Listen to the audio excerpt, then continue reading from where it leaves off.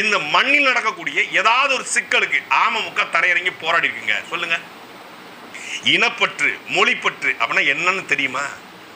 கச்சத்தீவு பிரச்சனை எப்ப கொடுக்கப்பட்டுச்சு, என்ன பிரச்சனை, எப்படி அதை திருப்பி எடுக்கணும் ஏதாவது தெரியுமா? முல்லை பெரியாறு சிக்கல் உங்களுக்கு தெரியுமா? காவிரி சிக்கல் உங்களுக்கு தெரியுமா?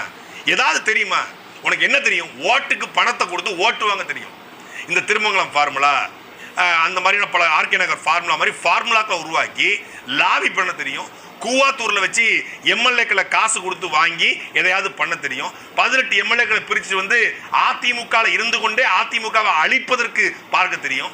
அதிமுகவில் இருந்து கொண்டே அமமுக ஒரு கட்சியை தொடங்கி மண்ணெளி போட்டு வச்சுக்கிட்டு தன்னை பெரிய தலைவனாக நினைத்து கொண்டு அம்மையார் ஜெயலலிதா இருந்தாங்கன்னா அவங்க உண்மையிலே ஒரு தலைவி. ஐயா எம்ஜிஆர்னா உண்மையிலே ஒரு தலைவர். இங்கே தலைவரா? தலைவனுக்கான எந்த தகுதியா இருக்கா? இன்னைக்கு வரைக்கும் பண்ணையார் மனநிலையில, ஜமீன்தார் மனநிலையில நான் பெரிய ஆளு,